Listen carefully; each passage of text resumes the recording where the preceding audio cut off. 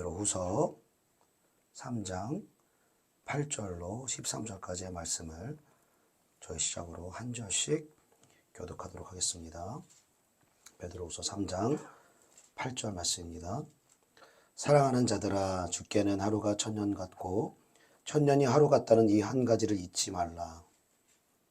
주 약속은 어떤 이들의 더디다고 생각하는 것이 더딘 것이 아니라 오직 주께서는 너희를 향하여 오래 참으사 아무도 멸망하지 아니하고 다 회개하게 이르기를 원하시느니라. 그러나 주의 날이 도둑같이 오리니 그날에는 하늘이 큰 소리로 떠나가고 물질이 뜨거운 불에 풀어지고 땅과 그 중에 있는 모든 일이 드러나리로다. 이 모든 것이 이렇게 불려지리니 너희가 어떠한 삶을 살아야 마땅하냐.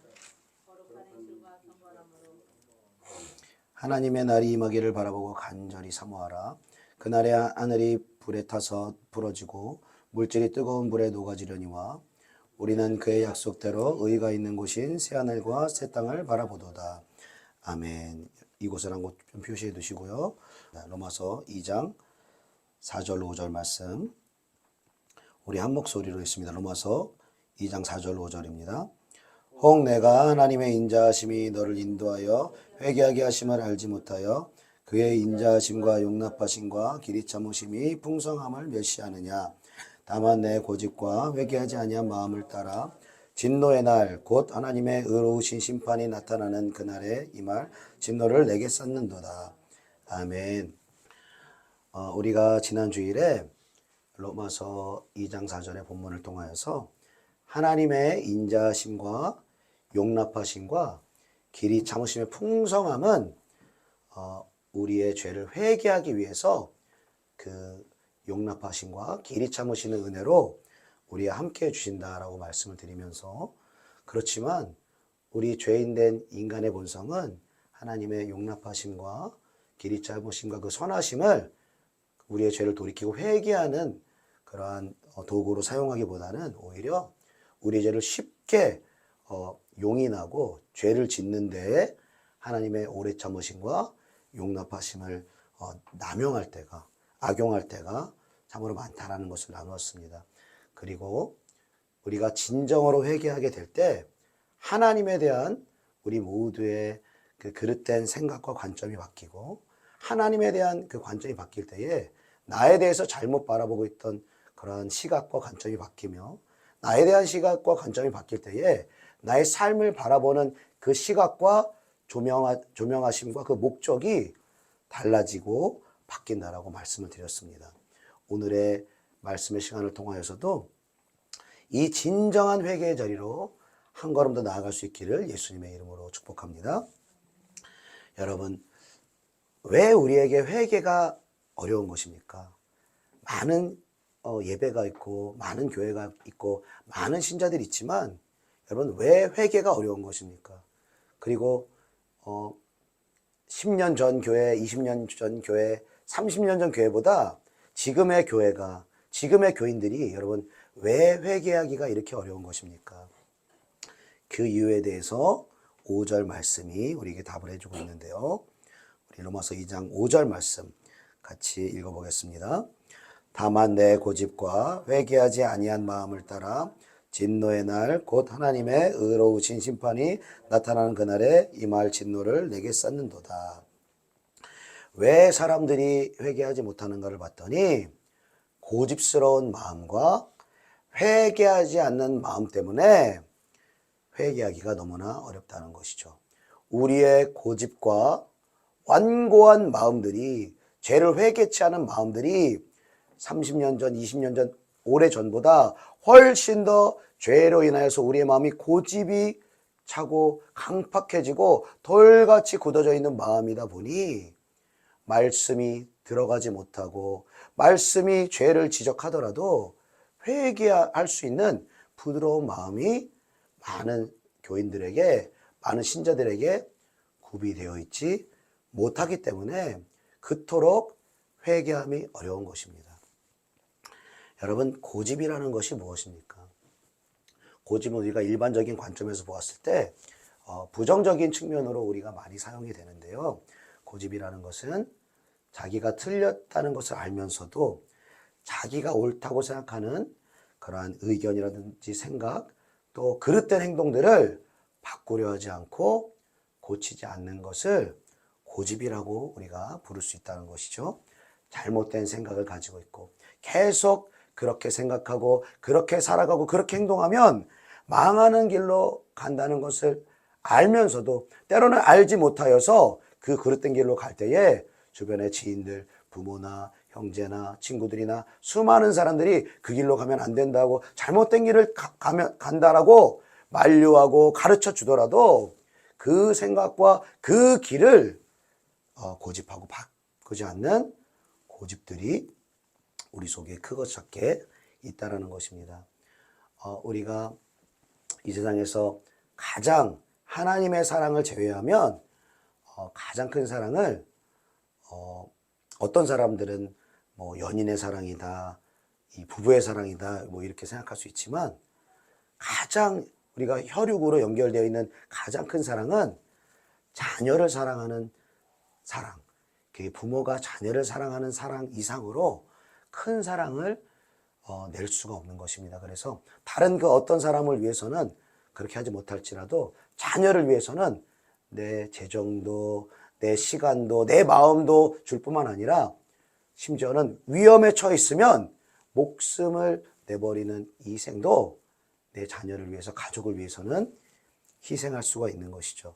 그 자녀를 너무나도 사랑하는 부모가 자녀가 잘못된 길로 가고 잘못된 생각을 하고 잘못된 행동을 멈추지 않으면 사랑하기 때문에 그것들을 못하게 하고 잘못됐다고 이야기해주고 만류하지만 계속 잘못된 행동을 하고 잘못된 생각을 가지고 그릇된 길로 가면 아이들이 어렸을 때는 부모가 혼을 내서라도 매를 대서라도 그 잘못된 길로 걸어가지 못하도록, 망하는 길로 가지 못하도록 막는 것이 부모의 사랑이라는 것입니다. 자녀들은 이해하지 못하죠. 왜 나에게 엄하게 대하는가, 왜 나를 혼내는가 이해할 수 없지만 부모의 그 사랑의 관점으로 봤을 때는 자녀가 그릇된 길로 가지 못하도록 막는 것이 더 중요하기 때문에 때로는 부모의 마음도 아프지만 자녀에게 매를 내서라도 혼내서라도 그 길을 가지 못하게 만드는 것이 부모의 사랑인 것입니다. 그런데 자식 이기는 부모 없다는 말이 있지 않습니까? 어려서는 어떻게든 훈육을 하고 가르치고 매를 대서라도 그 잘못된 길로 못 가도록 억지로라도 억압해서라도 막을 수 있거든요. 그런데 나이가 들고 세월이 흘러감에 따라 자녀가 장성을 하면요, 부모의 이 뜻대로, 가르침대로 자녀를 다 훈육할 수가 없습니다. 왜? 그 의견이 다르기 때문에, 옳다고 생각하는 의견들이 다르기 때문에 계속 부모가 생각하는 옳은 길, 이 잘못되지 않는 그 길을 가르치고 훈육하고 매를 대려고 하면 이 자녀와의 이 사이가, 의가 상하기 때문에, 이 관계가 틀어지기 때문에 계속 그것들을 잘못됐다라고, 그렇게 하면 안 된다라고 말할 수가 없는 거예요.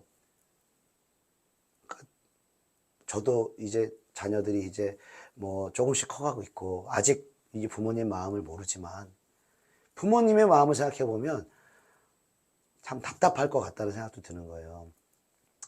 자녀들이 이 길로 가면 뻔히 잘못된다는 것을 아는데 이렇게 행동하고 이렇게 살아가면 그릇된 길이고 인생을 허비하고 잘못된 길로 가는 걸 알면서도 이제는 말할 수 없는, 이제는 훈육할 수 없는 그런 답답한 마음을 가지고 있는 부모의 마음을 이제 부모가 되어 보니 조금은 느낄 수 있다는 것이죠. 사람의 이 부모된 심정으로도 자녀들이 잘못된 길로 걸어가는 것을 알면은 막고 제동을 걸고 가르쳐 주고자 하는 것이 부모의 마음인 것입니다. 그런데 사람은요, 여러분, 부모의 생각이 다 맞다라고 할 수는 없어요. 부모의 가치관이, 부모가 생각하는 그 길이 정답이라고 온전히 말할 수는 없는 거예요. 자녀가 장성하면서 오히려 부모가 보지 못하는 것을 볼 수도 있고요. 그리고 부모가 오히려 잘못된 길을 걸어갈 때 자녀들이 부모를 만류하는 그러한 이 반대적으로 이 자녀들이 성장하는 그런 모습을 우리가 볼 수도 있는 것이죠. 여러분, 부모는 자녀를 바라볼 때 잘못된 관점을 가질 수 있을지라도 영적인 우리의 아버지신 하늘 아버지께서는 저와 여러분을 향하여서 반드시 그릇될 수 없는 바른 관점을 가지고 우리에게 양육하시고 훈육하시는 줄로 믿습니다. 왜냐하면 그분은 이랬다가 저랬다가 왔다 갔다 그 기준을 변동하시는 분이 아니라 오직 그분의 관점, 그분의 올바른 관점은 오직 진리의 말씀에 따라서 그분은 판단하시고 심판하시는 그 기준을 진리의 말씀을 따라 우리에게 나타내어 주신다는 것이죠. 그리고 영적인 관점에서 우리가 하나님 앞에 고집을 부린다는 것은 하나님의 진리의 말씀이 우리에게 말씀하시는 거예요. 그 길로 가면 안 된다라고, 그렇게 죄를 지어서는 안 된다라고, 그 길로 가면 망하는 길이라고 우리의 죄를 드러내 주시고 우리에게 잘못된 길이라고 죽는 길이라고 가르쳐 주시면 우리의 죄를 인정하고 돌이키고 회개함으로 나와야 될 텐데, 우리의 고집이, 우리의 굳어진 마음들이 회개하지 아니하고 오히려 나의 길을, 나의 죄된 길을 그대로 걸어 나아가는 우리의 완고한 고집들이 있다는 것이죠. 에스겔 33장 11절 말씀은 하나님의 마음을 우리에게 말씀해 주시는데요. 이렇게 말씀하십니다. 나의 삶을 두고 맹세하노니 나는 악인이 죽는 것을 기뻐하지 아니하고 악인이 그의 길에서 돌이켜 떠나 사는 것을 기뻐하노라. 이스라엘 족속아 돌이키고 돌이키라. 너희 악한 길에서 떠나라. 어찌 죽고자 하느냐 하셨다 하라. 하나님은 악인이 죽는 것을 기뻐하지 않으신다는 거예요. 누가 보더라도 악인인 사람, 누가 보더라도 멸망받아 마땅한 그 사람도, 살인자도 간음자도, 마땅히 정죄받고 죽어야 될 사람도 죽는 것을 기뻐하지 않으시고, 그 악인이 그 죄된 길에서 돌이켜 회개하고 하나님께 돌아와 그 영혼이 살기를 원한다라는 것입니다. 그래서 이스라엘 족속아 돌이키고 돌이키라. 너희 그 죄된 악한 길에서 떠나서 돌아가라. 하나님께로 돌이키라. 그렇게 말씀하시는 것입니다. 우리에게 고집이 적다면은, 완고한 마음이 적다라면, 하나님의 말씀이 우리 가운데 역사되어지고 선포되어지면 우리는 우리의 죄를 인정하고 우리의 잘못된 길을 돌이켜서 하나님께로 회개하는 그러한 길을 선택할 것입니다. 그러나 우리의 마음이 고집스러울수록, 우리의 마음이 완고할수록, 내가 걸어가는 그 길에 대한 아집이 크면 클수록 우리는 하나님이 말씀하시더라도, 하나님이 우리의 죄를 말씀해 주시고 망하지 않는 길, 복된 길, 생명의 길을 우리에게 말씀해 주시더라도 우리는 인정하지 않고 오히려 그 복음을 거부하고 딱딱한 마음으로 하나님을 대적하는 마음을 가질 수가 있다는 것이죠. 여러분, 이 하나님의 말씀이 있는 그대로 선포되어지면 여러분 두 가지의 반응만을 나타내게 되어 있습니다. 여러분, 태양빛이 잘 녹는 버터 같은데, 이 강렬한 태양빛이 있는데 이 버터 같은 것을 이렇게 놓는다고 여러분 한번 생각해 보십시오. 그러면 버터가 녹겠죠. 강한 그 태양의 열로 말미암아 버터가 녹습니다. 그런데 우리가 이제 예전에 이제 찰흙 같은 걸 이렇게 우리가 뭐 빚어보잖아요. 이제 강한 태양빛에 찰흙을 우리가 비춘다. 찰흙을 태양빛으로 비춘다 그러면 찰흙은 녹는 것이 아니라 더 돌같이 굳어지는 특징을 가지고 있습니다. 여러분, 복음을 선포하고 하나님의 말씀을 있는 그대로 선포하면 이 두 가지의 반응이 나타납니다. 그 마음이 부드러워지고 녹아져서 그 말씀을 받고 회개하는 사람이 있는가 하면 오히려 더 마음이 굳어지고 강팍해져서 그 말씀을 거부하는 역사가 있을 수 있다는 것이죠. 그래서 똑같이 성령 충만함으로 말씀을 증거한 베드로와 스데반의 설교를 듣고 너무나도 다른 말씀에 대한 반응이 나타난다는 것이죠. 베드로의 말씀을 듣고는 그 말씀을 듣고 마음이 찔려서 회개함으로 나아갔다면 스데반의 말씀을 듣고는 그 마음이 돌같이 굳어서 강팍하여짐으로 스데반을 돌로 쳐서 죽이는, 말씀을 선포한 자를 미워하는 이런 상반된 복음에 대한 그런 반응들이 있다는 것입니다.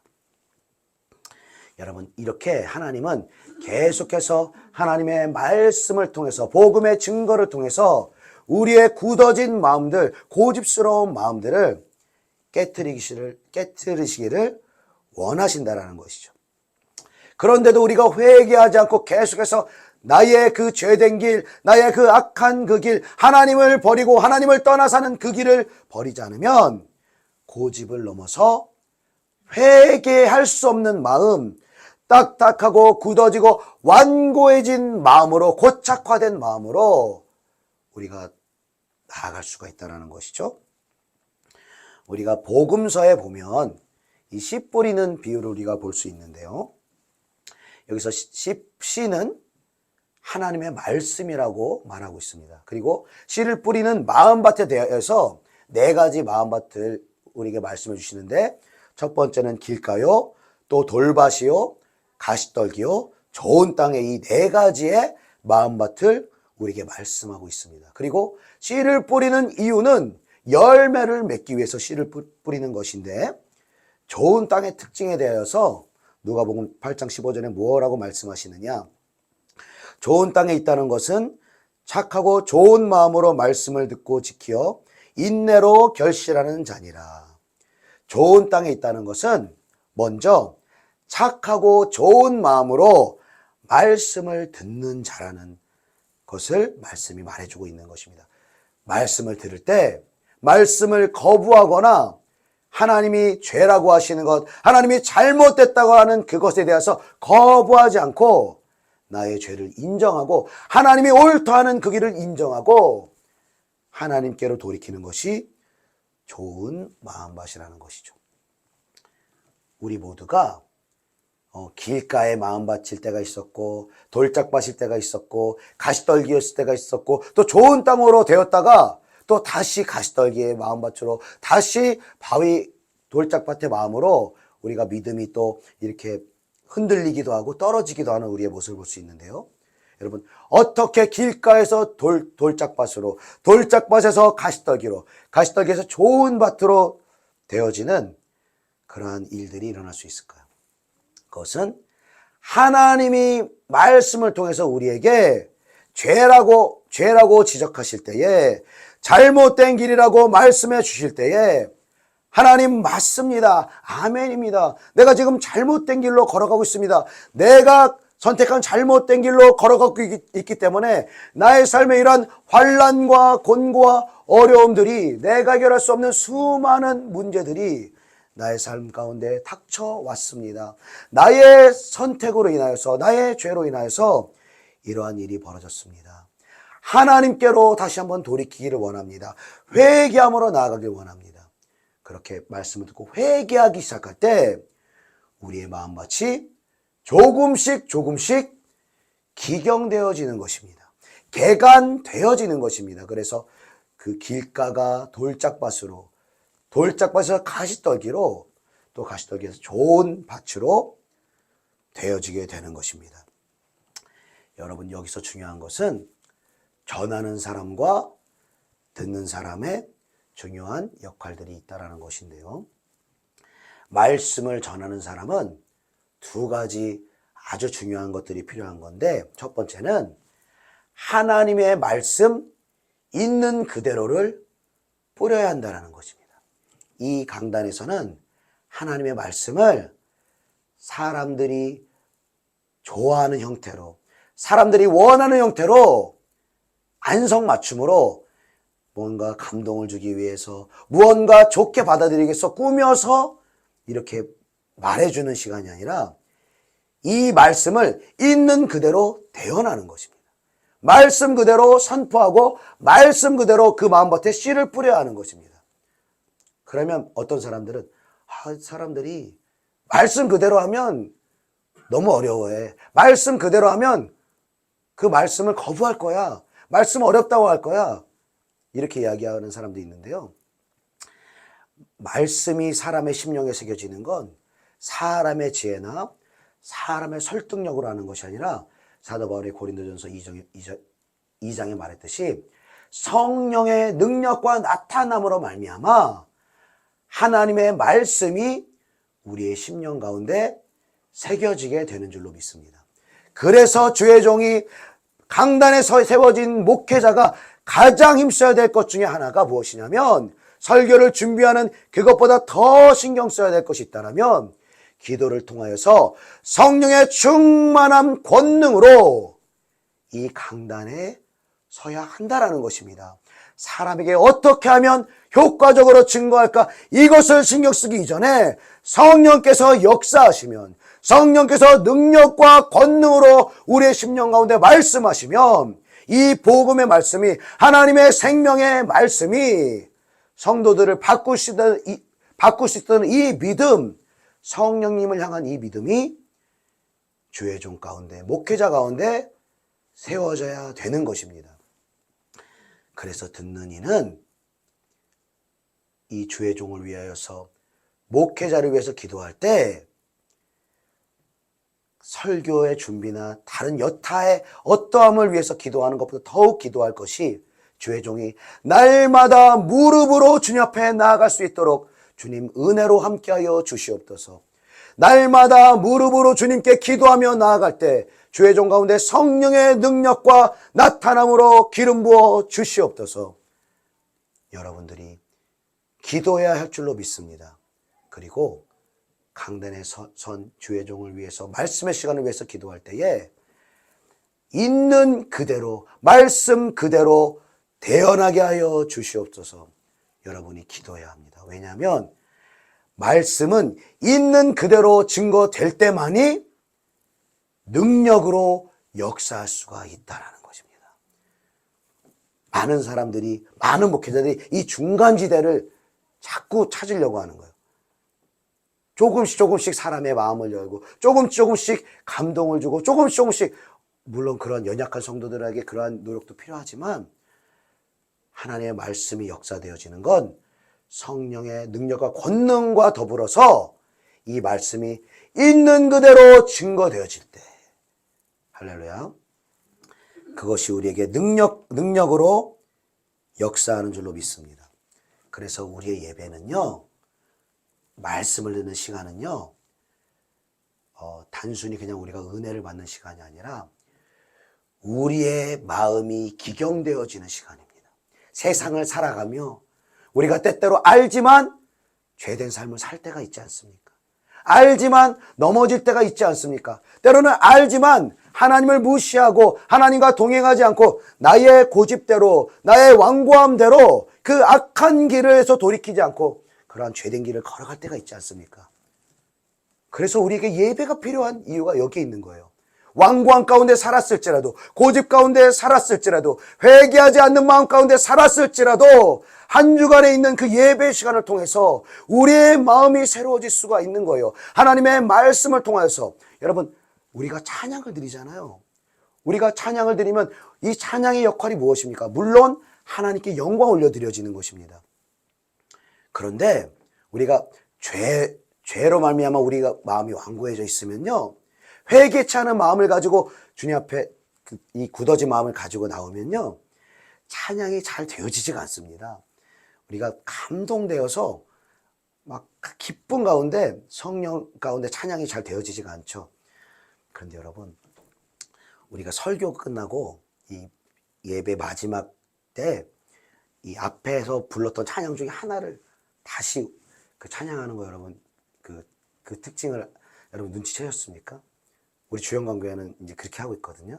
앞에서 찬양한 곡 중에서 이제 마무리하는, 다 같이 일어나서 찬양하는 그 시간에 한 곡을 이제 정해서 하거든요. 우리의 찬양이요, 첫 번째 했던 찬양과 두 번째 했던 찬양이 달라야 합니다.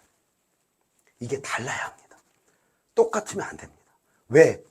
우리가 찬양을 하고 기도를 하고 말씀을 듣는 가운데 우리의 강팍한 마음이, 고집스러운 마음이, 죄된 마음들이 회개케 되어지고 녹아지고 부드러워지는 가운데 우리가 다시 한번 그 똑같은 찬양을 할 때는 우리의 마음이 회개되어질수록, 우리의 마음이 말씀으로 인해서 기경되어질수록 우리가 두 번째 찬양할 때는 그 찬양이 다른 거예요.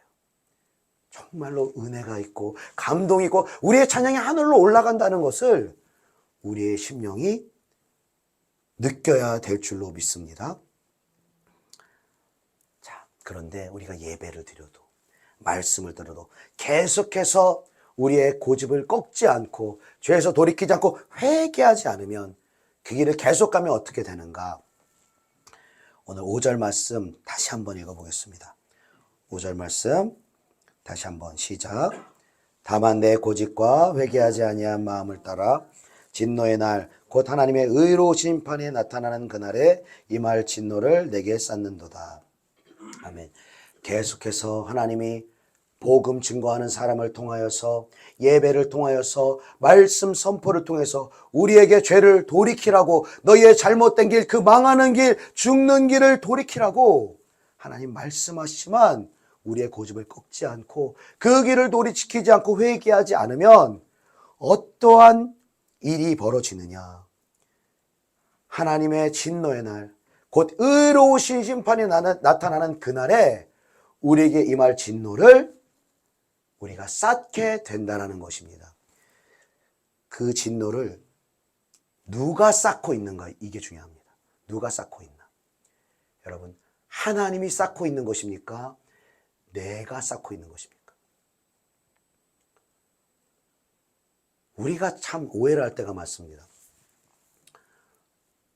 하나님 왜 그 진노를 나에게 부으시려고 하십니까? 왜 그러한 심판을 나에게 내리려고 하십니까? 하나님 원망할 때가 많은데요.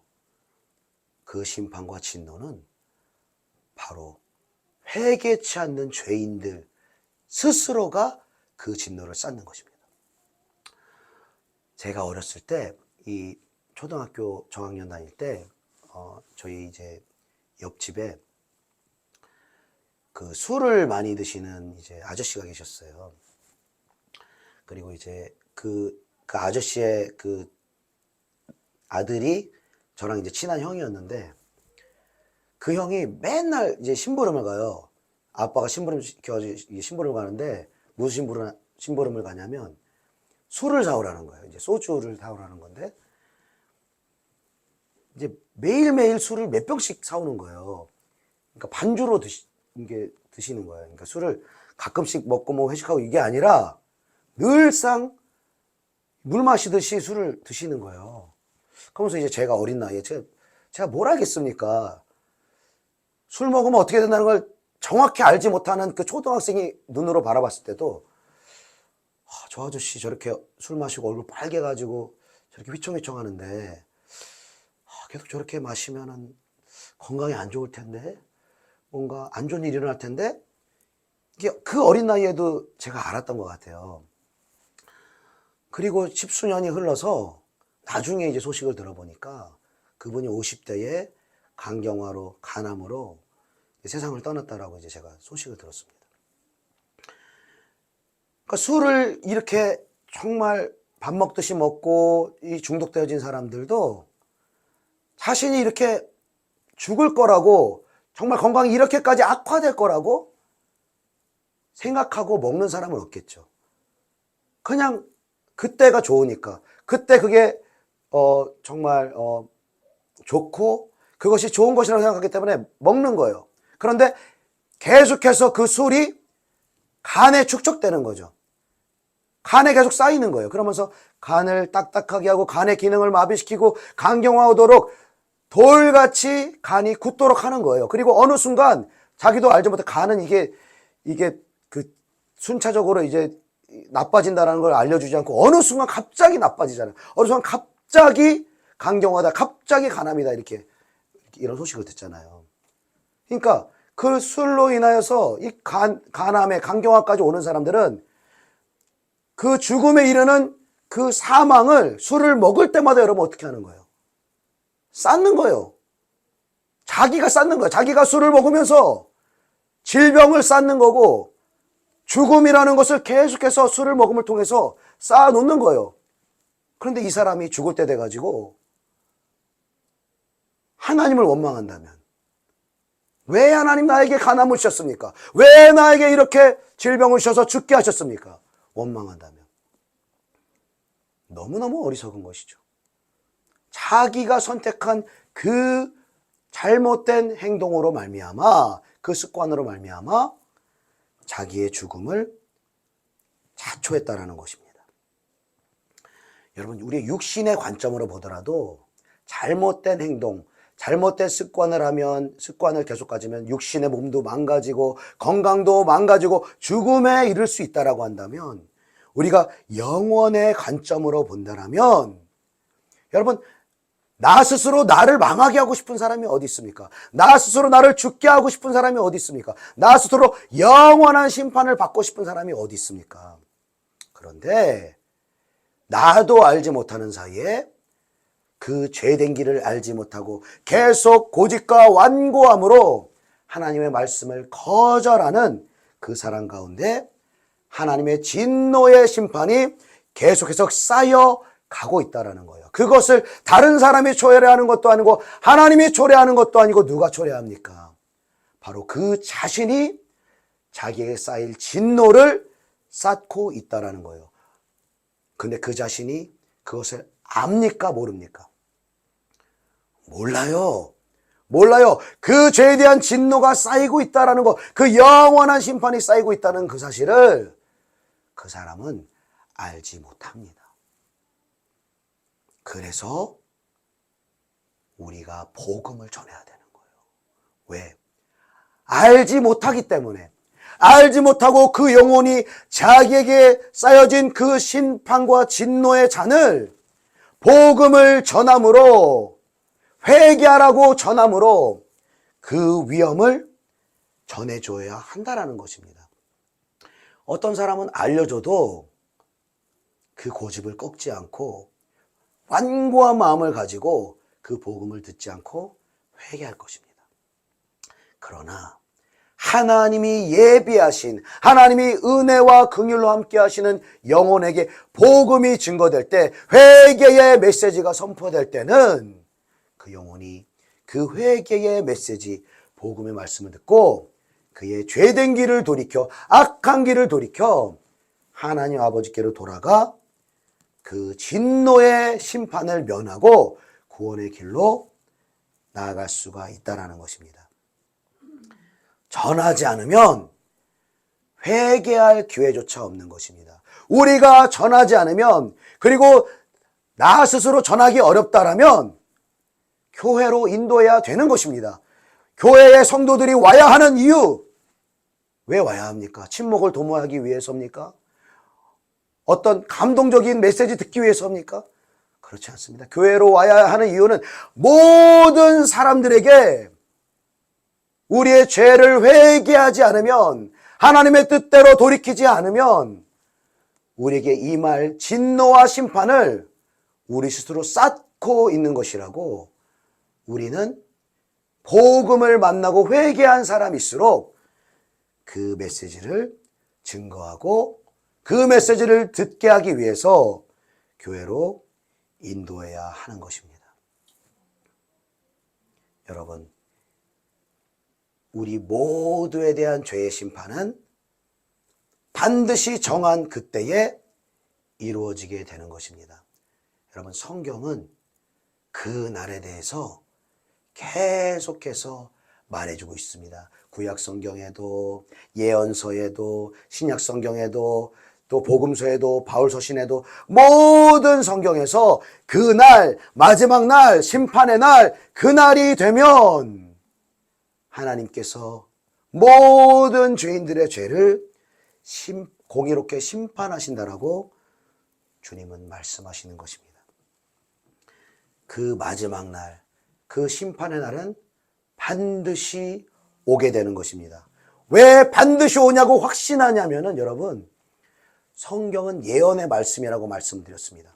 미리 말씀하시고 그 일들을 이루십니다.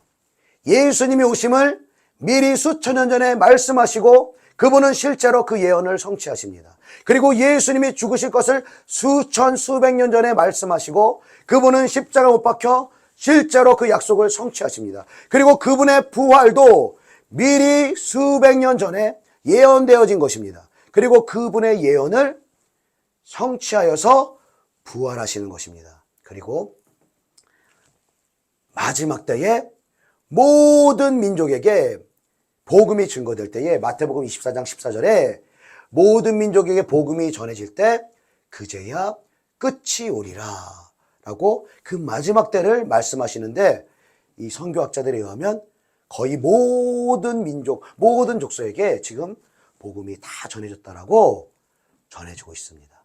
그리고 이방인들에게, 모든 이방인들에게 복음이 다 전해지는 이 마지막 때의 징조가 거의 완성되어 있고, 그리고 마지막 때 또 다른 징조인 이스라엘이, 하나님이 먼저 택하신 이스라엘 백성들이 먼저 그 땅을 회복할 것이라고 말씀하셨습니다. AD 70년부터 1945년까지 없던 땅이었습니다. 이스라엘 나라가 없었는데 성경에는 있다라고 예언하세요. 이 나라는 있어. 이 나라는 회복돼. 근데 실제로 2000년 동안 그 나라는 존재하지 않아요. 이 땅의 역사에는 존재하지 않아요. 그러나 하나님은 그 나라가 있고 그 나라가 회복될 것이라고 말씀하시는 것이고, 말씀하신 대로 1945년 기적과 같이 그 나라를 회복하신 것입니다. 그리고 그 나라가 몸만 회복하는 것이 아니라 성령이 들어가서 그 나라에 있는 이스라엘 백성들이 군대가 될 것이라고 주님은 말씀하셨고, 예언하신 대로 그 약속들을 신속하게 지금 이뤄가고 있다는 것입니다. 이 모든 성경의 약속들이, 예언한 약속들이 성취되었다면 여러분, 당연히 주 예수 그리스도께서 다시 오신다는 이 약속 당연히 성취되어지는 것입니다. 여러분, 우리 개인의 역사가 한 인간이 태어나서 그 마지막을 향하여서, 그 죽음을 향하여서 달려나가서 죽으면 그 개인의 역사가 완성되듯이 이 세상 나라의 완성은 여러분 무엇입니까? 이 세상 나라가 하나님이 창조하실 그때 시작하여서 성경은 마지막 완성까지, 그 마지막까지 다 성경은 어떻게 되리라고 다 예언하신 것입니다. 그리고 그 마지막 때가 그 심판의 때, 모든 사람의 그 죄에 대하여서 심판의 때라고 주님은 말씀하시는 것입니다. 그래서 예수 그리스도께서 저와 여러분과 모든 이들의 죄를 대속하시기 위해서 첫 번째 초림하실 때에는 그분은 약하고 약한 인간의 몸을 입고 어린 양으로서 우리를 위해서 제물로 희생하십니다. 그리고 2000년 동안 우리에게 그 구원의 기회, 회개할 수 있는 기회를 우리에게 허락해 주시는 것입니다. 돌이키는 자는, 회개하는 자는 자기의 고집을 버리고 자기의 그 죄된 길을 버리고 회개하고 아버지께로 돌아오는 자는, 그리고 예수 그리스도를 믿는 자는 멸망치 않고 영생을 허락하시겠다라고 약속해 주시는 것입니다. 그러나 그 약속을 믿지 않고 끝까지 고집을 부리고 끝까지 죄를 회개하지 않는 자는, 여러분, 육신의 부모라도 자녀를 끝까지 어떻게 할 수가 없어요. 우리의 경험을 통해서도 알 수 있습니다. 자녀들이 돌이키지 않으면요, 자녀들이 스스로의 의지를 가지고 돌이키지 않으면요, 부모라도 어떻게 할 수 없습니다. 기다릴 수밖에 없는 거예요. 기도할 수밖에 없는 거예요. 마찬가지로 하나님도 기다릴 수밖에 없는 것입니다. 용납하고 오래 참고 또 중보하는 사람을 보내고 주의 종을 보내고 수많은 말씀들을 선포하기 위해서 그 영혼이 죄를 깨닫고 회개할 수 있도록 하나님은 우리에게 역사해 주시는 것입니다. 그러나 끝까지 돌이키지 않는 자는, 끝까지 완고하여 자기의 고집을 버리지 않고 회개하지 않는 자에게 하나님은 그 마지막 때에 예수 그리스도는 약한 어린 양으로 다시 오시는 것이 아니라 그분은 강하고 능력 있는 유다의 사자로 다시 오실 것입니다. 만왕의 왕, 만주의 주로 예수 그리스도는 다시 오실 것입니다.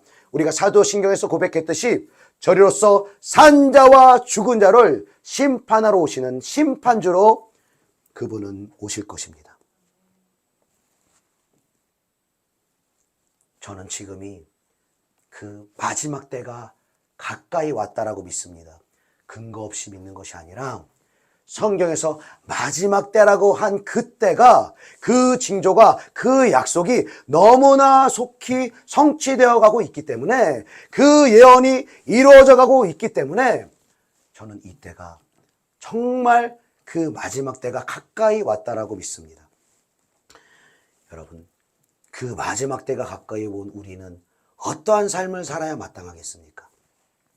우리 마지막으로 오늘 또 다른 본문인 베드로후서 3장 9절로 12절까지의 말씀을 같이 한번 읽어보겠습니다. 베드로후서 3장 9절로 12절까지의 말씀, 베드로후서 3장 9절로 12절까지 한 목소리 있습니다. 시작. 주의 약속은 어떤 이들이 더디다고 생각하는 것 같이 더딘 것이 아니라 오직 주께서는 너희를 대하여 오래 참으사 아무도 멸망하지 아니하고 다 회개하기에 이르시기를 원하시느니라. 그러나 주의 날이 도둑같이 오리니 그날에는 하늘이 큰 소리로 떠나가고 물질이 뜨거운 불에 풀어지고 땅과 그 중에 있는 모든 일이 드러나리로다. 이 모든 것이 이렇게 풀어지리니 너희가 어떠한 사람이 되어야 마땅하냐. 거룩한 행실과 경건함으로 하나님의 날이 임하기를 바라보고 간절히 사모하라. 아멘. 자, 주의 약속, 그분이 다시 오신다는 그 약속이 어떤 이들은 그 약속이 언제 이루어지냐, 정말로 그 약속이 이루어지는 것이냐, 이렇게 말하는 사람이 있지만 사도 베드로가 말합니다. 그 약속은 어떤 이들이 더디다고 생각하는 것 같이 더딘 것이 아니라, 왜 더디게 그 약속이 이루어지냐면 주님께서는 너희들에 대하여서, 죄인들에 대하여서 오래 참으사 그 중에 한 사람도 멸망을 당하지 아니하고 다 회개하여 영생에 이르기를, 구원에 이르시기를 원하기 때문에 그분은 속히 올 수가 없는 것입니다. 주님이 택하신 백성들이 구원받기 위하여서, 회개하기 위해서 아직도 용납하시고 아직도 기다리시는, 그 오래 참으시는 그 마음으로 그 성도를 위하여서 중보하며 많은 하나님의 사람들을 그 회개치 못한 죄인들에게 파송해서 복음을 증거하게 하시는 것입니다. 하나님은 오늘도 저와 여러분을 회개케 하기 위해서 오래 참으시고 저와 여러분을 용납하시는 줄로 믿습니다. 그리고 우리가 회개하고 복음을 믿는 진정한 성도들이 되고 진정한 크리스천이 된 증거가 무엇이냐? 그것은 진정한 믿음을 가진 자는 이 땅을 살아가는 가장 큰 목적 중에 하나가 바로 이 땅을 살아가는 오늘이 목적이 아니라 바로 그 마지막 날, 그날을 목적으로 삼고 그날을 준비함으로 살아가고 그날을 사모하며 기다리는 삶을 사는 것이 우리 그리스도인의 삶이라는 것입니다. 그리고 우리가 그날을 바라보는 눈이 뜨여질수록, 그 심판을 바라보는 눈이 뜨여질수록 저와 여러분의 주위에 있는 사람들을 새로운 관점으로 바라보는 그러한 관점이 생겨진다는 것입니다.